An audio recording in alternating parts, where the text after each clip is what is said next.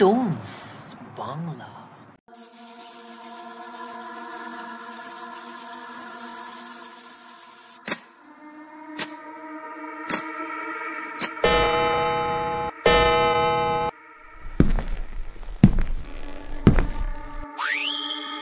রিজভি ও তার বন্ধু অনুপ রিজভির দাদুর পুরাতন বাংলো বাড়ি ঘুরতে যাচ্ছে।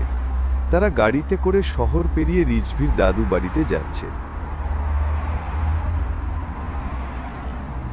রিজভির দাদুর বাংলো বাড়িতে ইমরান নামের একজন বৃদ্ধ দেখাশোনা করে। সে তাদেরকে স্বাগতম জানালো। চাচা, আপনার সাথে অনেকদিন পর দেখা হলো। আপনি কেমন আছেন? আপনার বাড়ির সবে ভালো আছে তো? হ্যাঁ বাবা, আমি ভালো আছি এবং আমার বাড়ির সবাই ভালো আছে। তোমার দাদু চলে যাওয়ার পর থেকে তোমরা তো এখানে আসোই না। আমার তো সময় হয় না, এবার একটু ছুটি পেয়েছি বেশি, তাই এই সুবাদে আমি ঘুরতে এলাম। আমি আমার বন্ধু অনুপকে সাথে করে নিয়ে এসেছি। আচ্ছা বাবা, তোমরা তো অনেক দূর থেকে এসেছ। এখন তোমরা বিশ্রাম নাও, বিকেলে গ্রামে ঘুরতে বের হও। আচ্ছা চাচা। তারা বাংলোর ভিতরে প্রবেশ করল।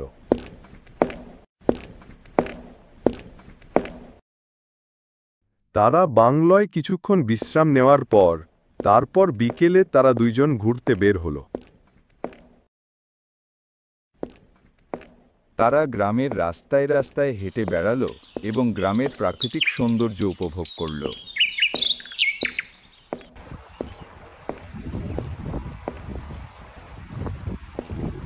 সন্ধ্যায় তারা বাংলো এসে পৌঁছাল। রাতের খাবারের পর অনেক রাত হয়ে গেল তো বাবারা, আজকে তাহলে তোমরা ঘুমাতে যাও। কোনো দরকার পড়লে আমাকে ডাক দিও। আচ্ছা চাচা, তাহলে আমরা ঘুমাতে গেলাম। তারা ঘুমানোর জন্য রুমে যাওয়ার সময় একটা পুরনো তালাওয়ালা দরজা দেখতে পেল, যা অতি প্রাচীন দেখাচ্ছে। তা দেখে তারা ইমরান চাচাকে ডাকল। ইমরান চাচা আসার পরে তারা জিজ্ঞাসা করল, চাচা, এই ঘরটি তালা মারা কেন? তালাটা দেখে মনে হচ্ছে অতি পুরনো। তা তো জানি না বাপু, তোমার দাদা এই ঘরে প্রবেশ করতে নিষেধ করেছিল। আমার বাবাও বলেছিল এই ঘরে কখনো প্রবেশ করবা না। আচ্ছা চাচা। তারা সেখান থেকে তাদের রুমে ঘুমানোর জন্য চলে গেল। বাড়িতে সকলে ঘুমিয়েছিল। ঠিক তখন ঘড়ির সময়টা প্রায় 1টা বেজে আসছে। কোথা থেকে যেন একটা কান্নার শব্দ ভেসে আসছে। তারা দুইজন কান্নার শব্দ শুনে জেগে উঠল।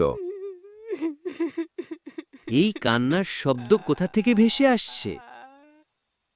তাই তো, রাত 1টার সময় এই কান্নার শব্দ কোথা থেকে আসছে? চলো আমরা দেখে আসি। তারা দুইজন কান্নার শব্দ পিছু করতে করতে সেই তালাবদ্ধ দরজার সামনে এসে দাঁড়াল।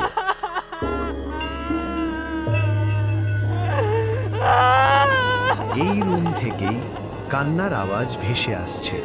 অনুপ, চলো রুমটা খুলে দেখি। তারা তালাটিকে ভেঙে দিল এবং অন্ধকারে প্রবেশ করল। তারা দেখতে পেল একটা বড় ঘড়িতে 1টা বাজে আটকে রয়েছে। ঘড়িতে সময় আর আগায় না। তারা ঘড়ির পাশে দেখতে পেল একটা মেয়ে কান্না করছে। তার মুখটা দেখতে বিভৎস। মেয়েটি বলছিল, আমাকে বাঁচাও, আমাকে এখান থেকে মুক্ত করো। মেয়েটির চেহারা দেখে ভয় পেয়ে তারা পালিয়ে গেল। সারা রাত ধরে মেয়েটির কান্না শোনা গেল। ভোর হওয়ার সাথে সাথে কান্না বন্ধ হয়ে যায়। রাতের এই ঘটনার কারণে তারা দুইজন প্রচুর ভয় পেয়ে আছে। সকালে ইমরান চাচা তাদের ঘরে প্রবেশ করল এবং দেখতে পেল তারা দুজন মূর্তির মতো দাঁড়িয়ে আছে। কি হয়েছে বাবারা, তোমরা ভয় পেয়ে আছো কেন? কালকে রাতে যে ঘরে তালা মারা ছিল সেই ঘরে কান্নার আওয়াজ শোনা যাচ্ছিল। সেজন্য আমরা ঘরটিকে খুলে দেখি একটি বিভৎস মেয়ে কান্না করছে এবং বলছে, আমাকে বাঁচাও, আমাকে মুক্ত করো। আপনাদেরকে আমি বলেছিলাম ওই ঘরে প্রবেশ করা নিষেধ। ওই ঘর থেকে প্রতিদিন রাত 1টার সময়ে একটি মেয়ের কান্নার আওয়াজ ভেসে আসে এবং ভোর হতে হতে থেমে যায়। তাহলে মেয়েটি কি কোনো ভূত ছিল? ঘটনাটা যেহেতু আমার দাদার বাড়ির, তাই এই বিষয়টা আমাদের জানা দরকার। তাহলে আপনারা একটি কাজ করতে পারেন। আমাদের গ্রামে এক প্রবীণ হুজুর বসবাস করে। সে আপনার দাদার সময় থেকে বেঁচে আছে। আপনারা তার সাথে দেখা করতে পারেন। তারা সকালে খাবার খাওয়ার পর প্রবীণ হুজুরের বাসার উদ্দেশ্যে রওনা হল।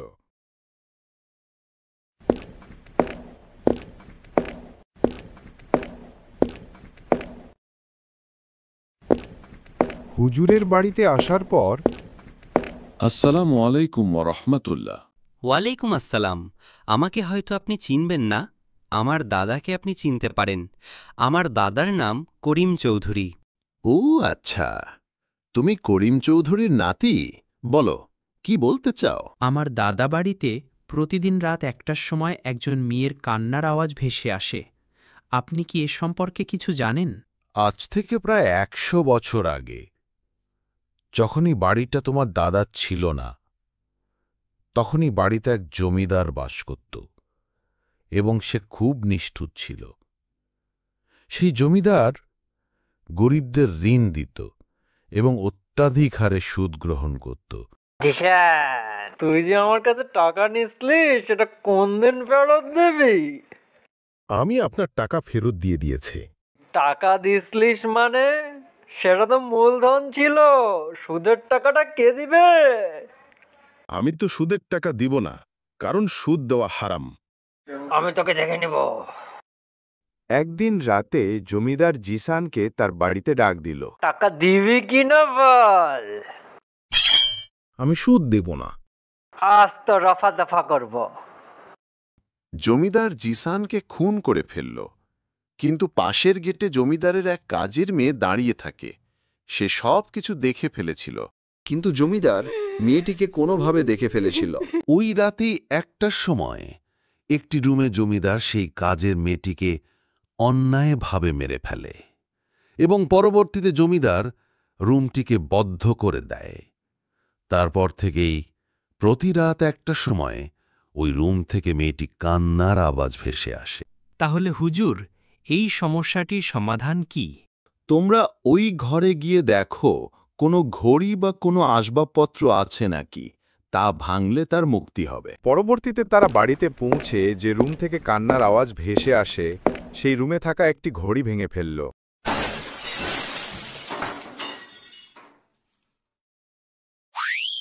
আমাকে মুক্ত করার জন্য তোমাদের ধন্যবাদ।